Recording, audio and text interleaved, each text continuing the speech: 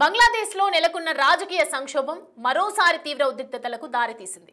Bomb పేలుళ్లు, హింసాయుత ఘటనలతో బంగ్లా దద్దరిల్లుతోంది. మాజీ ప్రధాని షేక్ హసీనా ప్రభుత్వం కూలిపోయి మహమ్మద్ యూనస్ నేతృత్వంలో తాత్కాలిక ప్రభుత్వం ఏర్పడిన తర్వాత కూడా దేశంలో అస్థిరత కొనసాగుతోంది. బంగ్లాదేశ్లో మళ్లీ హింస ఎందుకు మొదలైంది? షేక్ హసీనా పార్టీ అవామీ లీగ్ డిమాండ్స్ ఏంటి? బంగ్లాదేశ్లో మళ్లీ చెలరేగిన అల్లర్లు.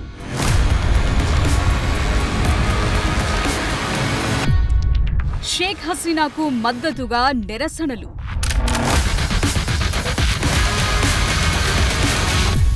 బంగ్లాదేశ్లో మరోసారి అల్లర్లు చెలరేగాయి. తాత్కాలికంగా ఏర్పాటైన యూనస్ సర్కార్ పట్ల యువత తీవ్ర ఆగ్రహం వ్యక్తం చేస్తోంది. కొన్ని నెలల క్రితమే దేశవ్యాప్త ఆందోళనలతో షేక్ హసీనా ప్రభుత్వాన్ని కూలదోసిన యువశక్తి ఇప్పుడు మహమ్మద్ యూనస్ నేతృత్వంలో నడుస్తున్న ప్రభుత్వం పైన తిరగబడ్డారు. గత ప్రభుత్వం చేసిన తప్పే యూనస్ తాత్కాలిక ప్రభుత్వం కూడా చేస్తోందని యువత మరోసారి ఆందోళనకు దిగింది. పాఠశాలల్లో మ్యూజిక్, పీఈటీ టీచర్ పోస్టులను రద్దు చేయడంతో ఈ తిరుగుబాటు మొదలైంది. ఈ వార్తలొచ్చిన వెంటనే ఢాకా నుంచి చిట్టాగాంగ్ వరకు దేశవ్యాప్తంగా అన్ని యూనివర్సిటీల క్యాంపస్లలో పెద్ద ఎత్తున ఆందోళనకు దిగారు. భారీ ర్యాలీలు నిర్వహించారు. బంగ్లాదేశ్ సాంస్కృతిక గుర్తింపుని రక్షించటమే లక్ష్యంగా యువత రోడ్లపైకొచ్చింది. ఈ క్రమంలో బంగ్లాదేశ్ వీధుల్లో హింస చెలరేగింది.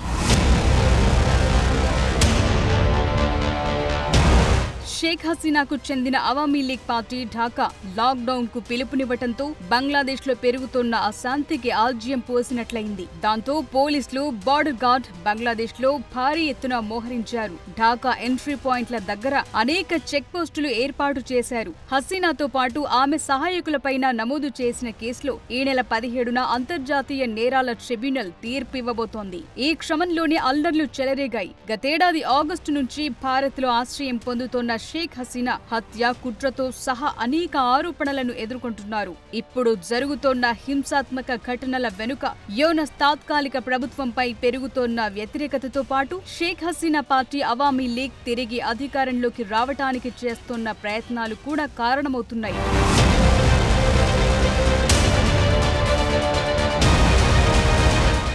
షేక్ హసీనాను గద్దెదించడానికి ప్రధాన కారణమైన విద్యార్థి నాయకత్వంలోని నిరసనకారులు యూనస్ ప్రభుత్వంపై తీవ్ర అసంతృప్తితో ఉన్నారు. ప్రభుత్వం తీసుకొచ్చిన జులై నేషనల్ చార్టర్లో గతేడాది నిరసనల్లో మరణించిన వారి కుటుంబాలకు, క్షతగాత్రులకు గుర్తింపు, ఆర్థిక సాయం, పునరావాసం వంటి అంశాలపై తగిన స్పష్టత, ప్రాధాన్యత లేదని నిరసనకారులు ఆగ్రహం వ్యక్తం చేస్తున్నారు.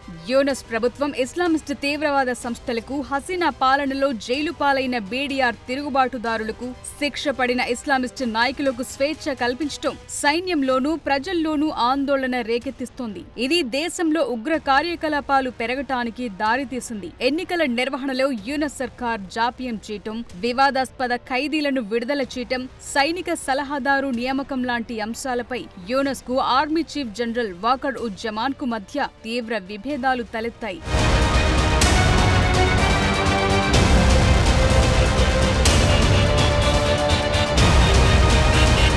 ముఖ్యంగా షేక్ హసీనా పార్టీ అవామీ లీగ్ ను రాబోయే ఎన్నికల్లో పోటీ చేయకుండా నిషేధించడం ప్రజాస్వామ్యంపై నీలినీడలు కమ్ముకునేలా చేసింది. దాదాపు 40% ఓట్ల వాటా కలిగిన ప్రధాన పార్టీని నిషేధించడం సంక్షోభాన్ని మరింత పెంచింది. యూనస్ ప్రభుత్వం హసీనా అనుకూల నాయకులను, కార్యకర్తలను అణచివేయటం, వారిపై కేసులు పెట్టడం లాంటి చర్యలు తీసుకోవటం వల్ల అవామీ లీగ్ నిరసనలు చేపట్టింది. షేక్ హసీనాపై హత్యతో పాటు ఇతర నేరాల ఆరోపణలకు సంబంధించిన కేసుల్లో త్వరలోనే అంతర్జాతీయ నేరాల ట్రిబ్యునల్ తీర్పు వెలువడే అవకాశం ఉండటం వల్ల ఆ తీర్పుని వాయిదా వేయటానికి అవామీ లీగ్ భారీ నిరసనలకు పిలుపునిచ్చింది. అంతేకాదు మహమ్మద్ యూనస్ నేతృత్వంలోని తాత్కాలిక ప్రభుత్వం మైనార్టీలపై అణచివేత, ఇస్లామిస్ట్ శక్తులకు మద్దతు లాంటి చర్యలకు పాల్పడుతోందని ఆరోపిస్తూ యూనస్ రాజీనామా చేయాలని డిమాండ్ చేస్తున్నారు. తమ నాయకురాలు షేక్ హసీనాతో పాటు పార్టీలోని ఇతర నాయకులు, కార్యకర్తలపై అంతర్జాతీయ నేరాల ట్రిబ్యునల్లో పెట్టిన కేసులను వెంటనే ఉపసంహరించుకోవాలంటున్నారు.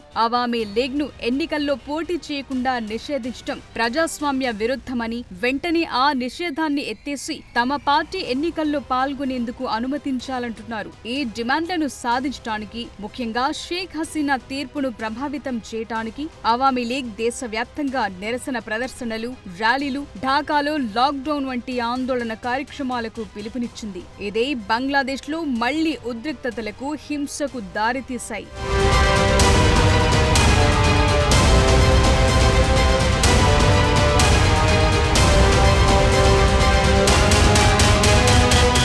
షేక్ హసీనాని గద్దెదించారు. యూనస్ కి తాత్కాలిక ప్రభుత్వ బాధ్యతలు అప్పచెప్పారు. అయినా సరే యువత ఎందుకు నిరసనలకు దిగుతోంది? యూనస్ ప్రభుత్వంపై తిరుగుబాటుకు అసలు కారణమేంటి? షేక్ హసీనా ఏమంటున్నారు? ఎన్నికలు సక్రమంగా జరిగి అవామీ లీగ్ పోటీలో ఉంటే మళ్లీ హసీనా పార్టీకే బంగ్లా ప్రజలు పట్టం కడతారా? బంగ్లా నిరసనల్ని లోతుగా విశ్లేషిస్తే అర్థమవుతోందేంటి? వచ్చే ఏడాది మొదట్లో బంగ్లాదేశ్ జాతీయ ఎన్నికలకు సిద్ధమవుతోన్న తరుణంలో అల్లర్లు చెలరేగాయి. దాంతో ఆ దేశంలో పొలిటికల్ హీట్ మరింత పెరిగింది. ఇటీవలే షేక్ హసీనా భారత మీడియా సంస్థలకు ఇచ్చిన ఇంటర్వ్యూలు బంగ్లాదేశ్లోని యూనస్ ప్రభుత్వాన్ని మరింత కలవరపెట్టాయి. హసీనా బహిష్కరణ తరువాత భారత్ బంగ్లాదేశ్ మధ్య సంబంధాలు అత్యల్ప స్థాయికి చేరుకున్నాయి. యూనస్ ప్రభుత్వం 2024 డిసెంబర్లో హసీనాను అప్పగించాలని కోరినా భారత్ స్పందించలేదు. అలా గతేడాది అవామీ లీగ్ ప్రభుత్వ పతనంతో ముగిసిన హింసాత్మక నిరసనలు ఇప్పుడు మళ్లీ చెలరేగాయి. ఈ రాజకీయ ఉద్రిక్తతలతో చెలరేగిన హింస జనజీవనాన్ని స్తంభింపచేసింది. నిప్పు పెట్టడం దగ్గర నుంచి బాంబుల మోత దాకా రాజధాని ఢాకా దద్దరిల్లుతోంది. ఈ స్థాయి హింసకు అవామీ లీగ్ మద్దతుదారులే కారణమని ప్రభుత్వం ఆరోపిస్తోంది. షేక్ హసీనా ప్రభుత్వం పతనమై యూనస్ నేతృత్వంలో తాత్కాలిక ప్రభుత్వం అధికారంలోకొచ్చినా కూడా నిరసనలు, అశాంతి కొనసాగుతున్నాయి. మరోవైపు హసీనా కూడా తాను బంగ్లాదేశ్కు తిరిగి రావాలంటే ముందుగా భాగస్వామ్య ప్రజాస్వామ్యం పునరుద్ధరించాలని, అవామీ లీగ్ పార్టీపై నిషేధం ఎత్తివేయాలని కోరుతున్నారు. అంతేకాదు స్వేచ్ఛాయుతమైన, పారదర్శకమైన ఎన్నికలు నిర్వహించాలని కోరారు. యూనస్ ప్రభుత్వం మితవాదుల మద్దతుపై ఆధారపడుతోందని ఆరోపించారు. బంగ్లా ప్రభుత్వం తన ఆత్మహత్య చర్యలతో భారత్తో ముఖ్యమైన సంబంధాలను ప్రమాదంలో పడేస్తోందని ఆరోపించారు. బంగ్లాదేశ్లో జరుగుతోన్న నిరసనలు, యూనస్ ప్రభుత్వానికి వ్యతిరేకంగా ఉన్న ఈ తిరుగుబాటు కేవలం రాజీనామా కోసం జరిగిన గత ఉద్యమానికి కొనసాగింపు మాత్రమే కాదు, అనేక ఘర్షణల మధ్య జరుగుతోన్న పోరాటం. హసీనాను గద్దెదించిన తరువాత కూడా తాత్కాలిక ప్రభుత్వంలో పారదర్శకత, జవాబుదారీతనం లేకపోవడంతో దేశం పూర్తిగా విచ్ఛిన్నమైన రాజకీయ వ్యవస్థను ఎదుర్కొంటోంది. ఈ నిరసనలు బంగ్లాదేశ్ నిజమైన సమ్మిళిత ప్రజాస్వామ్య వ్యవస్థ వైపు పయనించాలనే ప్రజల ఆకాంక్షను ప్రతిబింబిస్తున్నాయి.